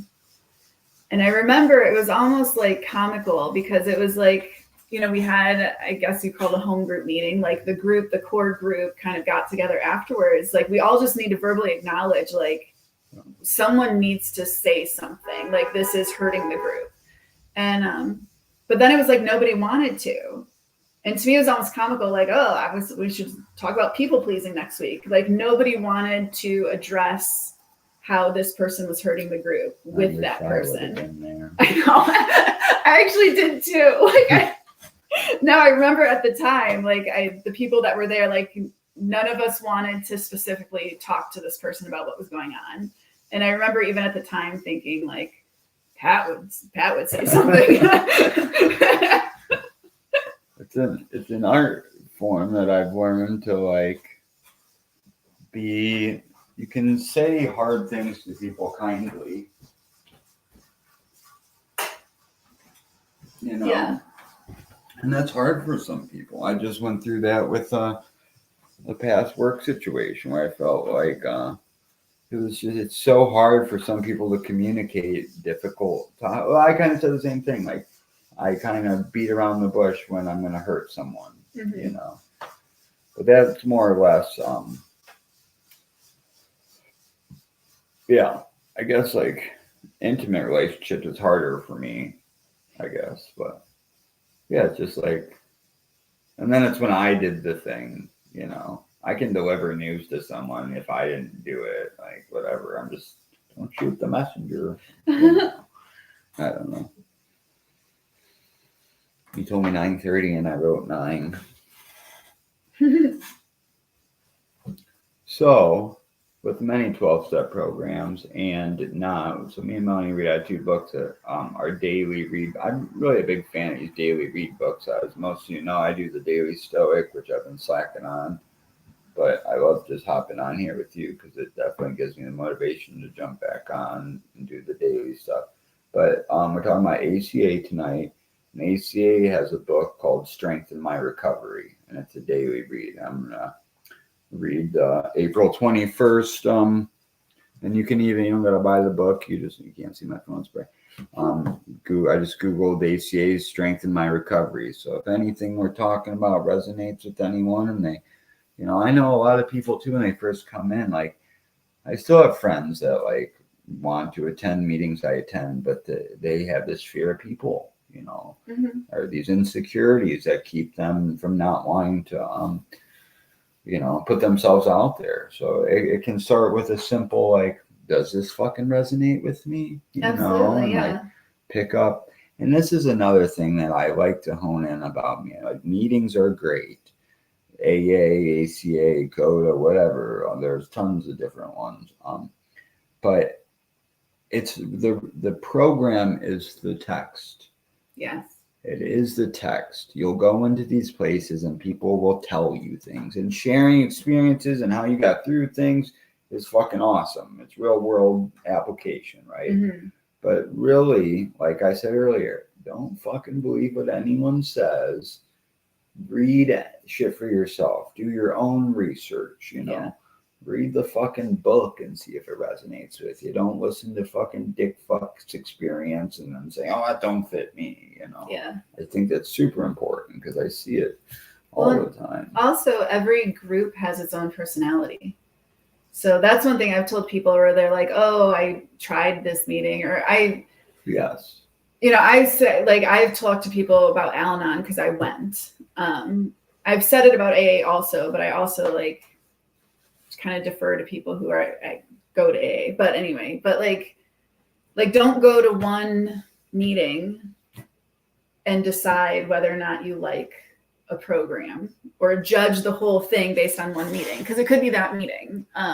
Like my first, it took me a while to embrace going to an Al-Anon meeting because of my own judgments about Al-Anon and my own whatever, I don't know. I can't think of the word, my own resistance, I guess. So it took me a while. And the first meeting I went to, I picked it basically because it worked with my work schedule. Like it met very close to where I was working and it was right at lunchtime. So I could go on my lunch break. And I went, it was, well, okay. So first of all, it was a lot of older people because it was during the workday. Right. So a lot of the people in the group, either the person who they started going to Al-Anon for was either like sober at the time or passed away, or like they weren't actively living in a situation where they were trying to figure out their day-to-day life, was one kind of piece of the puzzle. But then I went, you know, you're supposed to go to 6 meetings. And I think it was like meeting 4. I was sitting next to this woman and I was still very resistant, but I was sitting next to this woman and she had absolutely beautiful nails. Like they were done like with stars and everything. So before I left, I was like, oh, your nails are really beautiful.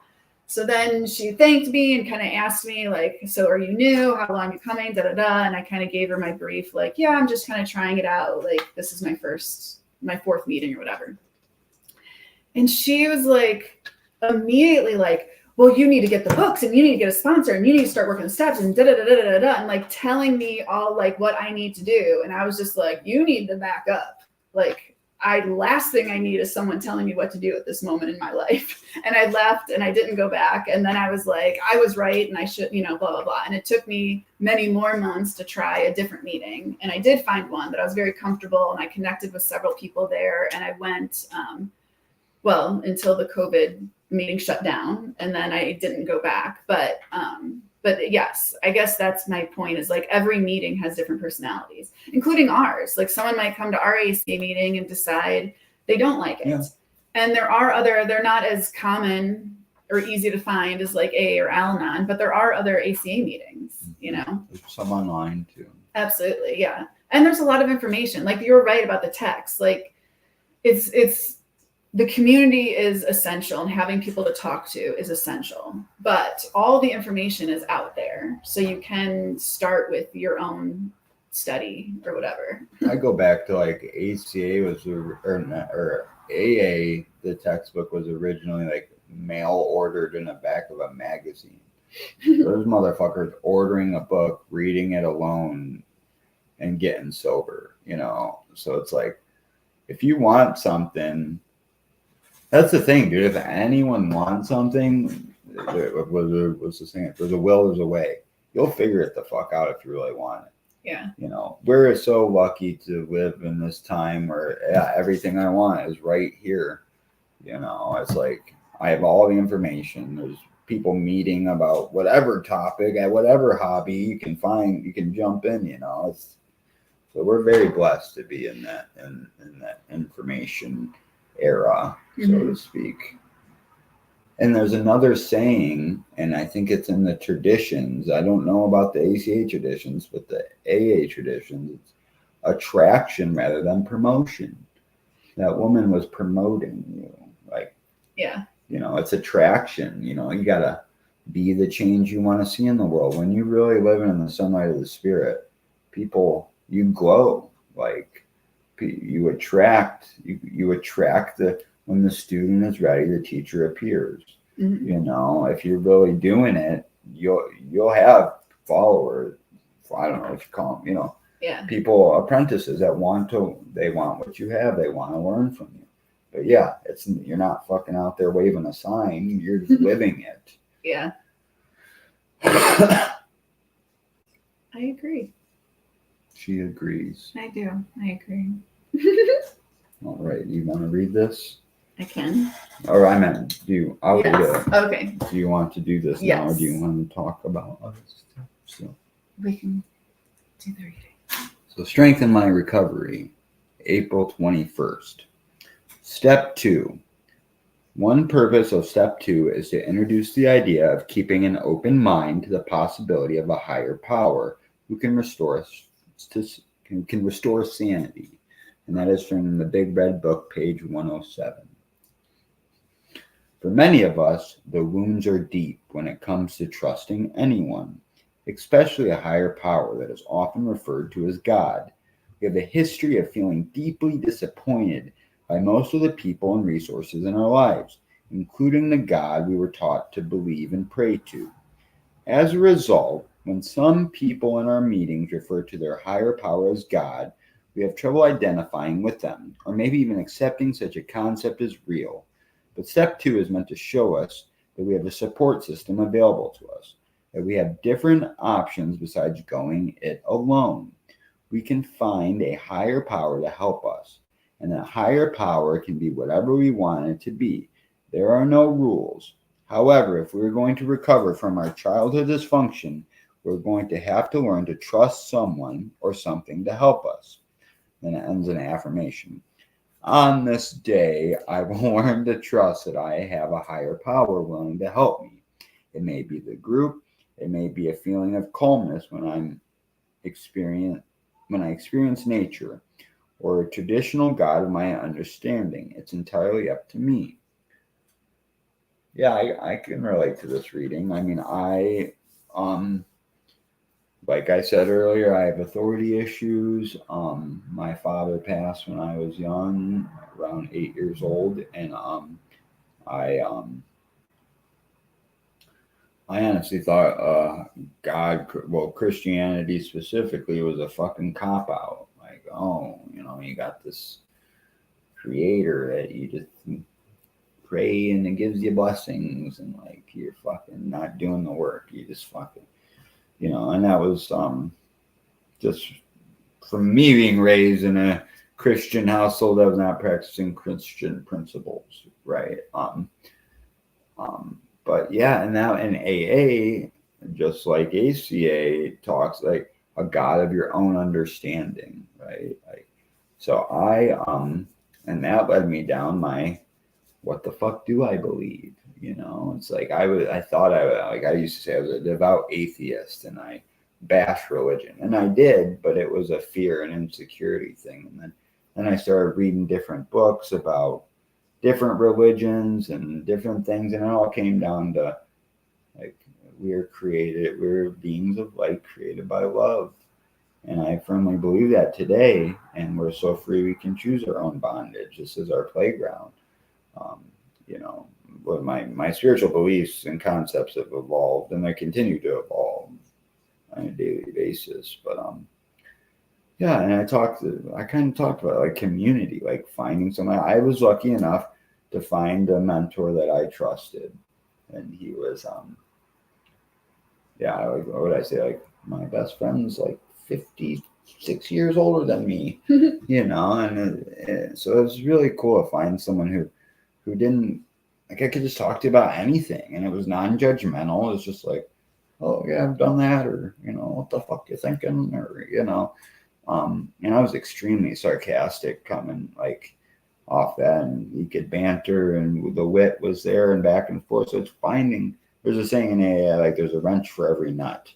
Like there's someone out there that you'll resonate with. And it was finding that I was able to create that safe space to unpack the bullshit, and he's still an intricate part, and I love him so much, and I don't talk to him that much anymore, but I have new people in my life. Like that's what, like, I'm constantly learning and I want to say surpassing, but like we're all on our separate journeys, right? And so I don't know. New look. Coming in, God was triggering to me. Like I say, higher power. I got asked to start the prayer in my home group maybe like last year for our anniversary meeting, and I was very hesitant because when I pray, I say divine creator. I don't say God, and I started that prayer out like that, and I noticed it was triggering to some people, but it's like I'm just it's like not giving a like saying how I feel to talking to my creator. I should not give a fuck. That should be top priority, right? And so I did that, and some people resonated with it, and some people were triggered by it, but that's okay. And it's a God of our understanding. And I also used to say like I have a God of my understanding who I don't understand. And if I could understand God, it wouldn't be much of a God to me, right? Because it's the path of least resistance. My higher power communicates to me in the path of least resistance. And that could be something weird, I hear something in a song. I'm like, oh, that's fucking God talking to me. Or, like I remember one time I was driving through Vermilion, and there was like this bald young guy like pulling a fucking cart that had like this cardboard sign that said everything is energy or something. Like it was just like a wander trail. But I'm like, yeah, I wanted to stop and talk to him, but I was so scared at that point in my life. I was terrified. But that meant so much to me. And I was like, I was on my journey, and like that little hint, like it's a sign, it's a literal fucking sign that was communicating right to me, or passing. Or I've had instances where, like the bird flies by right at the right moment, or my friend made me this wind chime. Sometimes I bump into it, and it's like a reset. Like, oh, I'm like, oh, like I pay attention to my thoughts more. It's just like all these different little things. I texted my kid's mom earlier I was like, how the baby's doing. As soon as I texted her, she was texting me. And it's like there's you get on these certain wavelengths, and it's like you're in the flow state when it's called synchronicities. Synchronicities just start popping and popping more on your spiritual journey, and it's just that's God to me. I don't believe that. I guess this isn't asking what my beliefs are, but yeah, you can. There's it's all that is, all encompassing, and that can be anything. That's all I got, I guess. I let me think back. I definitely related to step 2, and then step 2 going to step 3. Like it was hard for me because I did believe in God, but I also didn't trust God. Because it's like, okay, so I'm supposed to believe that God can restore sanity. But then my mind went to, well, where was he? Why did he let it get insane in the first place? Like if he's been there, if he's by my side through all of this, then where the hell was he when everything was going nuts to begin with? Like why wait until everything's crazy to be like, oh no, I can restore you to sanity, And for me, I got very resentful over different ideas that I really was raised with. And in the church, like the whole, like I felt like, oh, so when good things happen, it's a blessing from God. But when bad things happen, it's my free will and my choices, blah, blah. Like, so God gets all the credit and none of the negative side of things. Like that's convenient. That's really cool of him, And that was kind of the mentality I had. And there was so many things in my life from the time I was little up to that point where I intensely prayed. Like I prayed like until I didn't even have words, asking for help in these different situations, asking for some kind of intervention, some kind of get me out of this. And it was never there, or I didn't see it, you know. And going back to being a kid through adulthood, I could just like all of these things kept coming to mind as I'm trying to work step 2, and I couldn't wrap my head around it because I'm like, he has not been there for me yet. So why should I trust him now? And it was really hard. And the point where I got where I was finally like I guess the turning point for me, so my ex and I had decided to separate, and we were, you know, gonna tell the kids. And I was terrified because I just thought like I am about to break the 3 hearts that I love most in this world. And I'm like, all the things like they're going to hate me. They're never going to get over this. I'm tearing apart their family. Like I'm stealing any security. Like I'm going through all of the horrible negative things in my head of what I'm doing to my kids by doing this, you know? And I kept trying to pray for that strength and just God be with my kids. But I couldn't get past the whole, I don't trust you with my kids. You weren't there for me. I don't trust you to be there for them. And I was really stuck on it. And the first night, I think it was a Thursday, like we had planned to sit down and talk to the kids.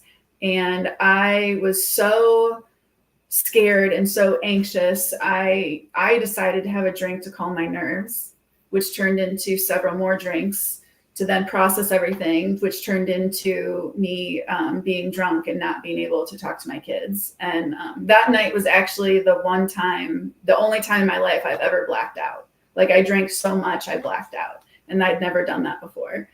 And so then it was like, whatever. But then like Saturday morning, I knew I couldn't put it off. Like whatever was going to happen was going to happen.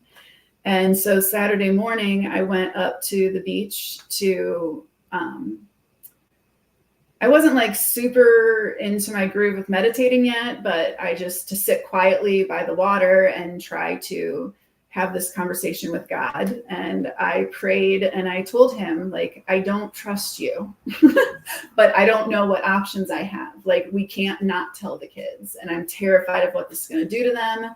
And I just kind of said, I'm putting this in your hands. I'm going to tell him, and I just need you to be with us with however this flies. And that was my first step after everything that had happened, where I'm like, I'm going to trust you because I don't know what else to do. And for me, that was like, I was also in the process of trying to figure out step 2 and all this was happening. And that was the point where I'm like, I will trust you to help restore sanity, even though everything in my body is telling me I cannot trust you. Faith. Yeah. Yeah, it's such an interesting reality that we live in, because I do believe in free will, and I know there's the big argument of like all our past experiences add up to make this choice. And you're making this choice because of all your past experiences, but I do believe in free will, and that's the beautiful thing. It's like it's our playground. We get to,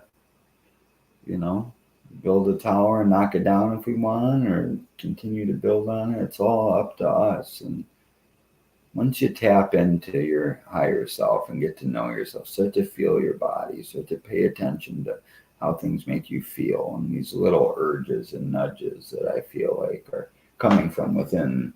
Some might call it the Holy Spirit or whatever.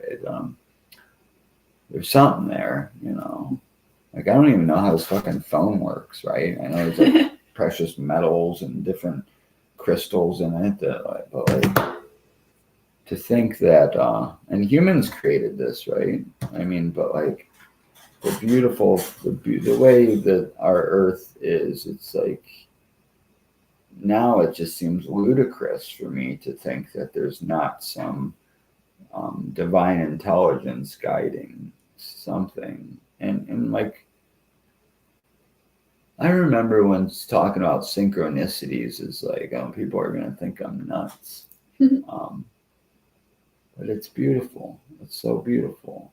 It's divine timing, you know.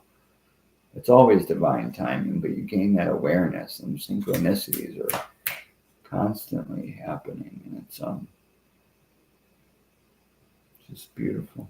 I'm so happy that so happy I was a fucking heroin addict, to be honest with you. I don't think I would be on the journey I'm on. I don't think that I would. Um, it's just definitely helped me. Like, oh, I make a mistake. It's not that big of a deal, you know. Mm-hmm. When I see other people like still go inside on simple little mistakes. Well, I used to fucking shoot needles in my arm and like, you know, like, oh, sorry, I fucking made a mistake. You know, like this ain't shit. You know, it's like we all like so. It's good to have faith, you know. There's a lot of changes coming up in both of our lives, and Mm-hmm. change is terrifying to me. And it's like I have faith, you know. I don't think with I do think with my head a lot, but when I really am and on the fence about something or making a big decision, you know, I can think my way out of everything. But it's like that inner guidance. I feel like, wow, this feel right? And it's scary for me. But I do things that feel right, even though it might not make logical sense, you know.